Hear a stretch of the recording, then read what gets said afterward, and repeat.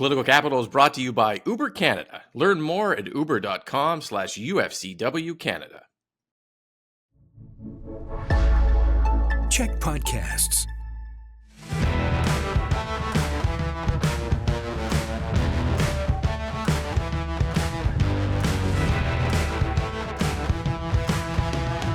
Hey everyone, and welcome to Political Capital, your source for all the latest in BC politics. I'm your host, Rob Shaw. Thank you for being here. We say each and every week how busy a week it is in BC politics, but we have the Trump tariffs hitting us again. The budget just on the horizon, going to be one of the weirdest budgets that I've ever covered, and more. A lot of conservative opposition drama this week that we are going to get into with the pod squad. We'll bring them in. Allie Blades, Jillian Oliver, Jeff Ferrier is off on some fresh slice related ailment, but we have Mike McKinnon, senior advisor to Enterprise Canada here. Mike, thank you for being here. Pleasure, as always. I'll try to replicate Jeff's references to the Brent Chapman meter. That's if I bring that today, that's what counts. Yeah. Okay. We'll get into that because there's a lot of conservative discussion this week. But I want to start with the tariffs. We all know what the tariffs are from Donald Trump. He reiterated they are arriving on March 4th. That is BC Budget Day. So, Mike, we'll start with you on this. That's bad. That's bad for the government, for the budget, for the province. What are you anticipating in this budget, given that as the finance minister is delivering it, we may be seeing Trump in the Oval Office signing tariffs or not signing tariffs, and the craziness of that?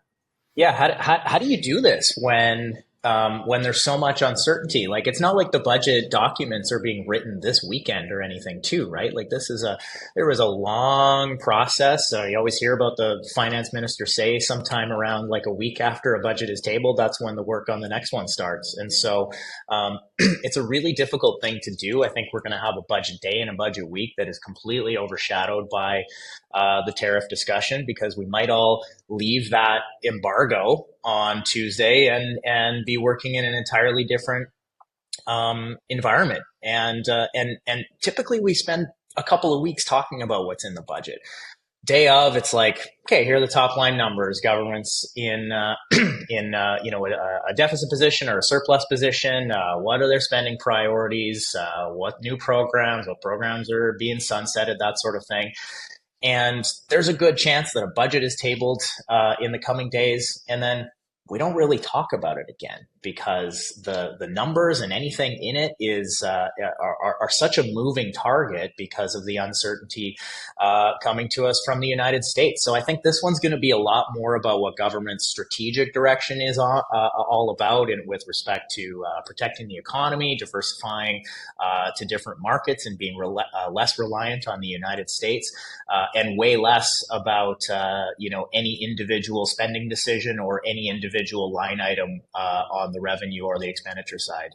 Yeah, for sure. And generally in a budget, I don't really pay attention to the remaining two of the 3-year forecast. I only focus on the coming year, and especially Jillian this year. Like, it wouldn't make any sense to forecast beyond the current year or even in couple of weeks. Current year. Yeah, a couple of weeks. Yeah, I think there's going to be a lot of interesting things in the budget. The biggest thing that I think is going to be so difficult for them is the revenue projections.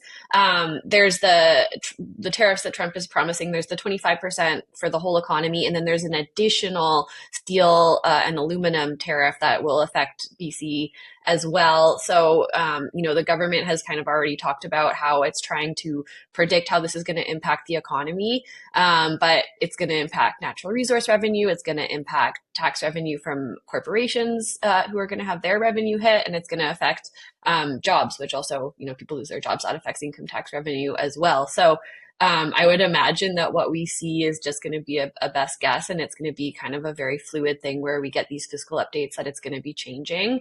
And that's if all of this goes ahead. I think there's still a chance, even though Trump says he's for sure putting these in, that he just wants to continue this brinkmanship and keep everybody in chaos to keep himself in what he sees as a strong negotiating position.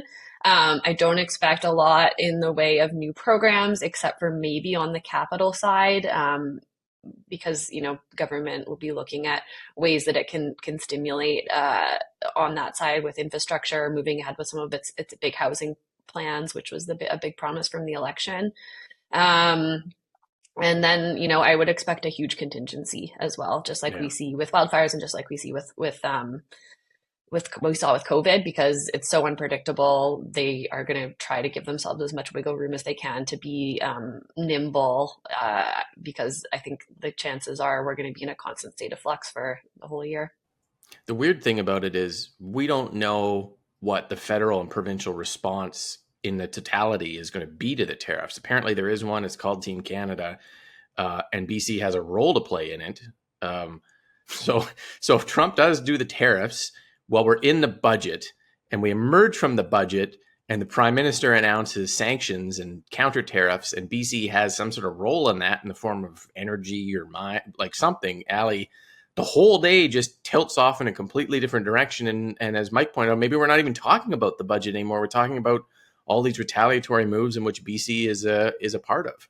I was thinking that, right, where I think British Columbians are going to be looking at the budgets of other provinces as well, more so than we ever have before. Alberta just announced their budget yesterday. Typically we just focus on the BC shenanigans, whereas this time we actually have to take a look at Alberta. We have to take a look at Ontario when they resume government after their election last night, and to see where we connect and where there's some opportunities. So I think that's interesting with this particular budget and how it's shifted the conversation from previous budgets, just given the time that we're in. And then, as you pointed out, Rob, the relationship with the federal government in this too, with the election coming up. And so talk about uncertainty though, right? Because if you're an organization, you're thinking about the uncertainty with the tariffs and how the province responds, but then you're thinking about scenario A, scenario B, depending on who wins at the general election and who's our prime minister for the next 4 years. As we bring it back to BC, if I'm the NDP, I mean, granted, these are like the most unfortunate of circumstances, but like the headline originally was going to read that this budget was going to be pretty bad and that was all the NDP's fault. Whereas now they get to shift that blame. And I know that I get to say this all the time, but I want to emphasize it again. They do get to shift the blame, and it's not their problem anymore. It's because of the external pressures that the United States has descended upon British Columbia, and it wasn't the fault of fiscal mismanagement for years. And so a blessing in that regard for the NDP. What I can say with certainty, though, is like, with the headlines, there are opportunities for puns. There are opportunities to have a little bit of fun and a little bit of levity in these really weird times. And so I have one for any of the comms folks listening. I have, we march forth stronger. Because all of this is March 4th, right? It took you a moment, but I'm glad you're here with me now. That's good. It's That's beautiful. good. That's going to be used. Well done. Yeah. A gift to you, Rob. Okay. Well, it's a gift to the world, really. Making the world a better place in these dark times. Let's go to the Conservative MLAs, 5 of them, who managed to vote against a motion the NDP put on the floor of the House to oppose and to condemn Donald Trump's tariffs. So that became a big issue during the week over how and why this happened and what the MLAs were doing and what it means. What did you make of how it all played out and the implications? It's a non-binding motion, but there's a lot of symbolic political implications to it as well.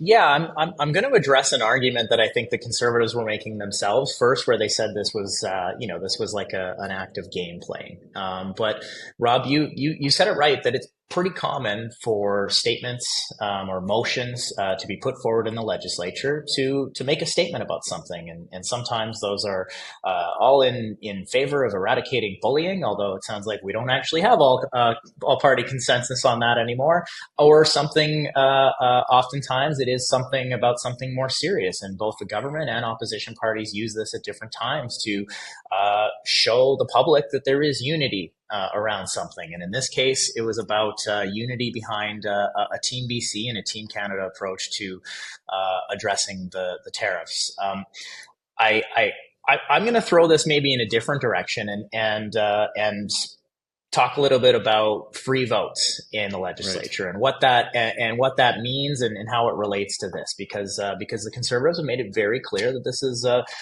party where every MLA is free to vote their conscience on something and how they want, regardless of what's in the party's platform or necessarily what is in line with what the leader wants. And that's a direction that is great to take. But I think strategically, it's important for the Conservatives to figure out what that's going to mean to them and what they are communicating to the public. Because in this case, the message that British Columbians heard is that not everybody in the Conservatives is on board with fighting for Canada's sovereignty and fighting Donald Trump.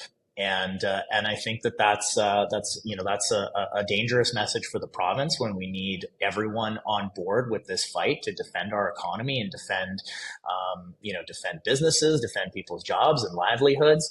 And longer term, I think from a political strategy standpoint, that is a direction that is fraught with danger for them. Mm-hmm. Allie, just to go back to you on this and carry that point through, like free votes are theoretically good, I guess, as Mike pointed out. It strikes me that one of the problems here is that 4 of the 5 MLAs didn't speak to the motion. Nobody knew what they were doing before they voted. And maybe free votes work if you explain to your constituents what you're voting on before you go, or maybe they don't work at all, or maybe they're, I don't know. What do you think of that, the issue that Mike brought up and how it sort of played out on this? I'll start with saying that politicians like to use a lot of the same language election after election. And one of the things that we hear a lot is how they're going to do government differently, how they're going to participate in politics differently. And then you never actually see it. Well, this is it. This is how they are doing it differently. And it's not to say that it's a bad thing. We have yet to determine, since we're still very early on in this session, whether or not it's going to either work or blow up very dramatically. And so, kudos to them for taking that stance. And what I hear from them is that this isn't necessarily a decision because they personally think it, but rather it's the shield of their constituents. Right. And so, and granted, like all politicians get to use that every once in a while of I'm doing this on behalf of my constituents. And so I think that's what we're hearing with their response. And you know what, if we're being honest, the role of opposition is to oppose government. Right. And so in this, I think it's actually brilliant strategy, where there are some people within the Conservative Party that disagreed with the government. And that does look really good for the Conservative Party and for these 5 MLAs that opposed this one trap, as they're calling it. And so they don't have to agree with absolutely everything. What I also heard was that there were issues, particularly with some of the things, the debate between the red states and the blue states. And so I think that's good comm strategy on their end, where you could potentially hear from them in the next couple of weeks of just how they pick apart the policy that the NDP put forward. Mm-hmm. It does, Jillian, leave the Conservatives open to, despite the benefit Allie just outlined, they're open to all the NDP attacks since then. Traitors, they back Trump. They're not loyal to Canada. They don't believe in Canada. Rustad's a weak leader. We've seen that all on social media from the NDP. In the wake of that vote. Does it land? Is there pros and cons to the Conservatives for that? Yeah, I think especially, now that they have this kind of precedent set, we'll probably see more attempt at games playing from the NDP to try to sort of get these votes on the record on a whole host of different issues. I think, the issue of Rustad's leadership is really interesting. This is a commitment he made during the election, and we have to remember he actually was kicked out of caucus for having different views from his leader. And I think it's interesting, like he kind of has no option but to do this in a way. And I think, it's his attempt to sort of try to hold this new coalition together. And it's untested. I think, but, and it's risky. And I think, there will come a time where he will want to exercise some discipline or,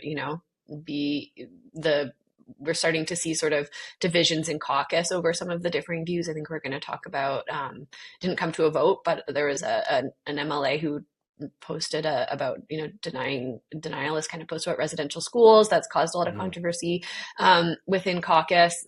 That's something that would obviously be a very controversial vote, and I'm sure that that's on the NDP's to-do list. So it starts to create these divisions in caucus that aren't just about the vote. They sort of spill over into the AGM, and then when we get close to an election, I think it will leave voters wondering, what is the party line actually, and what am I going to get if I vote for a conservative government? So it raises a lot of questions. I think, in the short term, it's been a tactic to sort of solve some of the problems, but it could end up creating more, especially as we get closer to another election. The Conservatives have an EGM. It's coming up on the weekend. There's a whole ton of drama around it. What do you think of the party heading into that, the leader heading into that, the forces that seem to be pulling the Conservative Party in different directions here, from those who have different views from the leader, it sounds like. And what's your take on the AGM that's coming up for them? I think they're going into the weekend. It will be really interesting to watch for folks to see if there is that confidence in the leader of the party. It's also it's John Rustad's opportunity to really be on that big stage again for the first time since the election.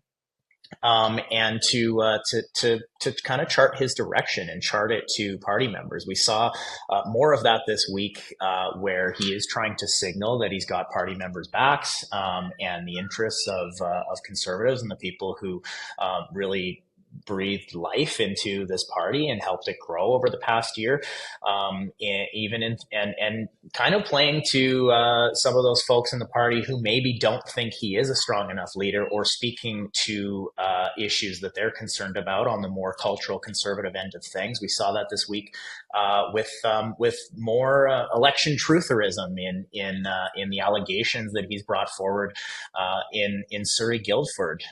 So I'm going to be watching those things. We're not going to see that leadership a vote on whether to have a leadership review until the fall. But there's a lot of other interesting things, and I'm curious to hear more of Allie's take on this about board elections and things like that really determine the direction of a party. And those are the interesting things at conventions that maybe don't make the front page of the newspaper, but are what you can take out of what you're going to see out of them for the next year, and maybe the fate of the party's leadership as well. Yeah. Allie, what do you like? Is it John Rustad won't lose his leadership this weekend? As Mike pointed out, there's no leadership vote, but he could lose control of the party. In that, there's a board election, and losing control of his endorsed slate, perhaps, right? So essentially what's happening, for those watching and listening, there's a board that's been endorsed by John, the leader slate. And this, to summarize it, it's a continuation of the board that he has, particularly in the president's position with Asia Esti. And then there are some others who are trying to get onto that board that aren't endorsed by the leader.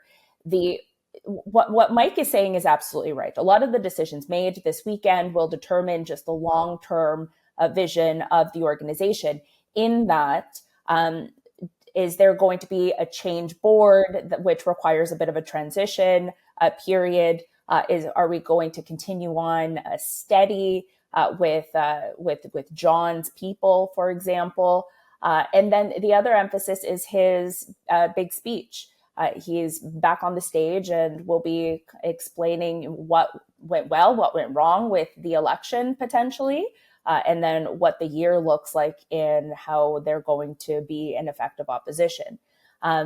There are some big things that are happening this year, that the leadership review and another convention in the fall as well. There will be policy debated this weekend. So if there's question of, well, what does the Conservative Party stand for, given the difference of opinions that we've been talking about amongst caucus, for example, the membership actually gets to talk a little bit about what they would like to see discussed. And so there's a lot of emphasis there as well. Mm-hmm. Jillian, you have, in the Green side, gone through a lot of AGMs. You've run a party leadership race. You've seen how that plays out, on the ground. What do you think this weekend could mean for the Conservatives? Yeah, I think it's the boards are, I think the Greens call it a provincial council. I think the NDP does too. The public doesn't hear about them, but they're really critical to having a functional party, basically, because they are responsible for overseeing finances, overseeing conflicts between memberships, and then they have a huge role come election time when it comes to sort of nomination processes. They usually are a big part of running leadership races, if there ever is one for the Conservatives in the next 4 years. And so having contentious relationships at that level, whether it's, within the board, between caucus and leadership in the board, or between the board and staff, is really, really toxic for a party, really detrimental, and really just gets in the way of what your ultimate goal is, which is winning the more seats so that you can form government. And I think, any time that a party is more focused on fighting internally, they're going to be less focused on that task. And, it's been a while since I've been in the legislature. I asked some folks who are there watching QP every day, what's the vibe right now in the chamber? Who's the loudest? What's it like? And they said the two loudest Conservative MLAs are Eleanor Sturko and Bruce Banman. And that's two veteran MLAs who are clearly, to me, I think, trying to show the rest of their caucus that their guns should be pointed across the aisle and not at each other. And I think that that's what this weekend is probably really about for the Conservatives. Can they find a way to come together for their common project? Or now that they've gone from a position where it really was just kind of, a little fringe party with not much at stake, now that there's so much power on the table, are they just going to be tempted to focus over that instead? Mm-hmm. When the Conservatives do point their guns at the other side of the table, unified, they're quite an effective opposition we've seen in the first couple of weeks. But to hear more about that, you'll want to subscribe to our audio podcast, because we have an extended discussion of some of the other things that the opposition was able to do this week in the legislature. We're out of time for the show. Thank you so much for watching. Mike, thanks for filling in this week. Thanks to the rest of the panel. We'll be back next week with all the latest in BC politics here on Political Capital. Political Capital is brought to you by Uber Canada. Learn more at uber.com/UFCW Canada.